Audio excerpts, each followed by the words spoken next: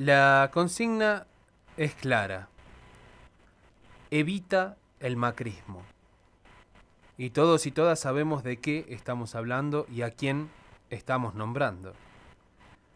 Ayer la movilización fue multitudinaria, miles y miles de personas, en su mayoría mujeres vestidas y personificadas en la señora Eva Duarte, marcharon en Buenos Aires y dejaron imágenes y cantos contundentes. Estaban anticipándose al día de hoy, 7 de mayo, que se están cumpliendo 100 años del nacimiento de quien fuera luego llamada y conocida como la abanderada de los humildes.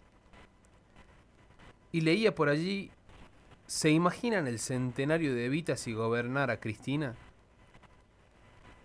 Lo cierto es que la movilización de ayer, masiva y autoconvocada, dejó afuera al gobierno de turno. Se movilizaron desde el Obelisco hasta el Ministerio de Desarrollo Social. También sirvió como una forma de formalizar su apoyo a Cristina Fernández de Kirchner, según detallaron desde la organización Comando Evita. La intención fue reinventarla desde el presente y a la vez impulsar que Cristina vuelva a ser quien conduzca nuestra nación. De hecho, reinventaron la marcha peronista desde el lugar protagónico de Eva Duarte y las mujeres. Las muchachas peronistas sabemos lo que queremos y lucharemos sin miedo para ganar la elección. Eva Perón, Eva, por esa gran Argentina que nunca nos traicionó.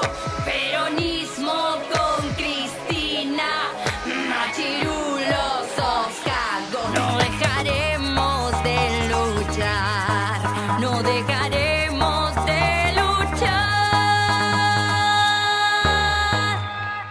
Es loco, digo, más allá de que haya posturas encontradas, diferencias, pensamientos cruzados y hasta la eterna dicotomía, amor incondicional, odio agresivo, lo cierto es que se cumplen 100 años del nacimiento de una mujer con categoría de mito. Sergio Wiñeski dice que sin duda podría y debería ser estudiada Eva Duarte de Perón, más allá de las pasiones, pero despojada de ellas, despojada de esas pasiones, pierde gran parte de su encanto y de su verdadera trascendencia histórica. Sin ese halo, sin ese soplo de vida, una biografía de Evita no es un análisis, es una autopsia. Y esas pasiones, como digo, o se fueron para un lado o se fueron para el otro. No fue solamente el canto de la marcha peronista direccionado a la mujer que se puso el traje del peronismo, sino que otros cantos se hicieron eco en el día de ayer, particularmente en el Ministerio de Desarrollo Social. Allí hay una enorme silueta que forma a Eva Duarte de Perón, hecha en luces muy potentes que se prendían todas las noches para iluminar la histórica avenida 9 de Julio en Buenos Aires, hasta el 10 de diciembre del año 2015, cuando asumió este gobierno de mimbre y aire que jamás volvió a prender esa luz de Eva en esa calle. El canto popular ayer, debajo del histórico edificio, era "Prendela a Eva, la puta que te parió", entonando con aquel canto que nombra también al presidente de la nación y que ustedes conocen. El simbolismo de apagar la luz de Eva es tremendo, pero lo más tremendo no pasa por esa infantil actitud del gobierno de no prender una luz a una figura que, aunque ellos hagan lo que hagan, no va a morir nunca, sino que que se tenga presente hoy, aún con todos los intentos que tuvieron de sepultar su memoria. Por eso, como dice Wiñeski, es una figura de calidad de mito, la de Eva. Nunca ocupó Eva un puesto dentro del Estado, jamás tuvo un cargo electivo. Los millones de argentinos que la amaban no tuvieron la oportunidad nunca de votarla. El 11 de noviembre de 1955 hubo elecciones presidenciales. Ustedes saben, la fórmula era Juan Domingo Perón, Hortensio Quijano. Esa consagró la reelección peronista con un 63,4% de los votos frente a la de la UCR, encabezada en ese momento por Ricardo Balbín, con el 32,3%. Era la primera vez, esas elecciones, era la primera vez en la historia argentina que las mujeres podían votar al presidente. Como se puede ver en la boleta del 11 de noviembre del año 1951, no hay mujeres en las listas, pero en la parte superior están las imágenes de Perón y Evita. Búsquenla, dice Partido Peronista y salen ambas figuras. ¿Por qué Eva no fue candidata? Se ha especulado muchísimo con esa pregunta. Que Perón no quiso, que las Fuerzas Armadas, ¿no? Que ella estaba enferma, etc. Puede ser cierto todo. Apenas 3 meses antes, el 22 de agosto del 51, Evita protagonizó uno de los momentos más dramáticos y a la vez conmovedores de su corta e intensa vida política. Centenares de miles de personas se congregaron en la anchísima Avenida 9 de Julio frente al entonces Ministerio de Obras Públicas. Ella y su compañero aparecieron desde un balcón ministerial del cual colgaba un cartel que rezaba Juan Domingo Perón, Eva Perón, 1952-1958, la fórmula de la patria, decía. La CGT y el Partido Peronista Femenino exigían una fórmula de Perón-Perón. El ida y vuelta de ese día se generó en un diálogo entre la líder y la multitud, que fue de una espontaneidad pocas veces vista. Eva trataba de decir que lo importante no son las candidaturas, sino la lucha. Y se escuchó un estruendo. ¡No!, gritaba la gente. Querían la confirmación de que sería candidata. Tomó la palabra Perón para pedir karma y el resultado fue el mismo estruendo, gritando a la negativa. Finalmente Evita pidió unos días y el 31 de agosto por cadena nacional anunció que no se postulaba.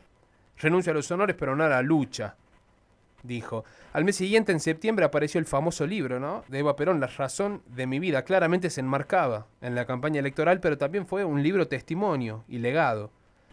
Evita tenía cáncer de útero y falleció solo 9 meses después.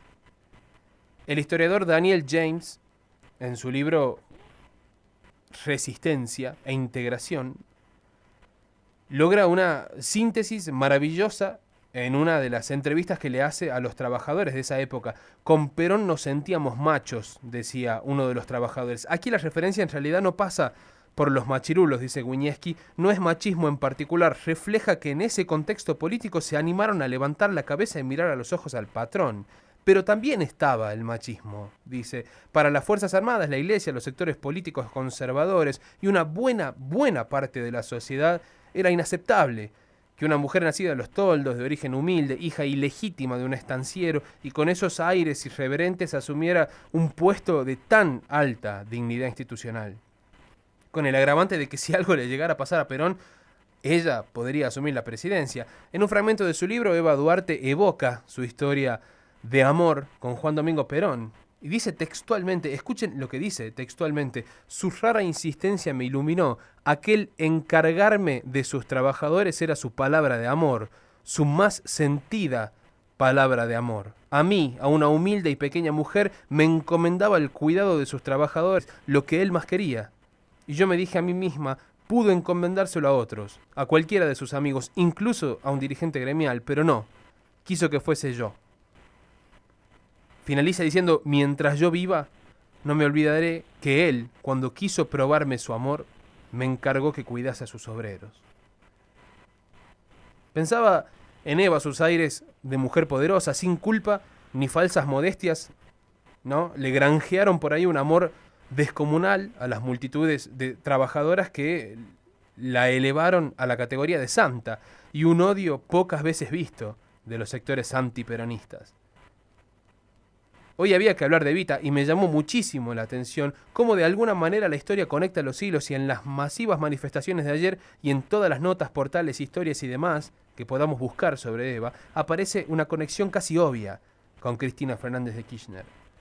Efectivamente, como dice Wiñeski, Cristina es la primera dirigente que desde la época de Evita ha logrado concitar pasiones arrebatadoras, el amor a toda prueba y los odios más enconados. Hay muchas líneas de continuidad con Evita y también muchísimas diferencias. Si se comienza por indagar en la reacción de los que la desprecian, los parecidos son asombrosos. Los gorilas han cambiado menos que los peronistas en la Argentina, dice el periodista. Los ataques a Cristina Fernández de Kirchner son de larguísimo aliento, pero en 2007 redoblaron a partir del momento en que se supo que sería la candidata a presidenta del Frente para la Victoria. Como ella misma, ¿no?, había contado, fueron muchos los representantes del poder que le pidieron a Néstor que no la postulara, entre ellos nada más y nada menos que Héctor Mañeto. La primera descalificación fue decir que ella iba a ser el títere de Néstor. ¿Se acuerdan? Bueno, Néstor contestó: Cristina, títere mío, se ve que no la conocen. Cristina fue presidenta durante 8 años por voto popular. En su reelección sacó uno de los mayores porcentajes de la historia. Sinceramente es el libro de una expresidenta y el de una virtual candidata que en estos momentos lidera las encuestas. Y hay que decirlo, pero también es el de una militante atacada con artillería pesada, que busca sintonizar con sus seguidores sin intermediarios, como lo hizo antes con sus discursos de presidenta. Evita fue injuriada mucho más que discutida, y ese es un dato clave. No buscan rebatir sus argumentos, siempre intentaron descalificarla: la puta de los cabaret baratos, la soberbia de los tapados y las carteras, la loca de la cachetada de los funcionarios, la primera dama demasiado joven, la demagoga que dio el voto femenino para ganar las elecciones, etc. A Cristina no se la discutió desde la racionalidad, se la descalificó. También les molestó su forma de hablar, su inclinación por vestir de una manera en particular. Ese gesto los enloquece. ¿Cómo puede ser que hable de los pobres y use ropa cara? Y le guste a quien le guste, moleste a quien moleste, reflote odio o esparza amor. Dice Wiñeski: Cristina y Eva son las representantes de mujeres que se abrieron camino sin pedir permiso, sin culpas de ser quienes son, con los aciertos y errores expuestos, con una comunicación directa con las masas, con su base electoral más fiel entre los humildes y los jóvenes, y con los mismos adversarios y las mismas formas de odio. Dicho esto, nos sentemos a discutir lo bueno y lo malo, las 1000 diferencias que podamos tener, con Evita, con Cristina. Construyamos consenso y ejercitemos la historia. Por acá lo cierto, a 100 años del nacimiento de Evita, es muy difícil no hacer la comparación que estamos haciendo aquí, que emerge sola.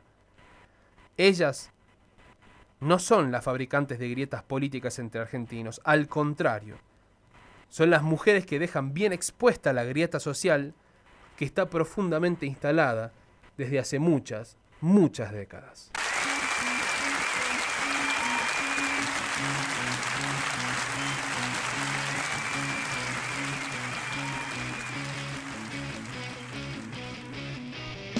Tu amor te espera, no esperes más, porque perdiste tanto tiempo. Indecisa al hablar, tan dura como Humphrey Bogart. Piel de lujurias y represión, bailaste en los discos de moda, y era tu diversión. Burlarte de los ilusionistas, no llores por la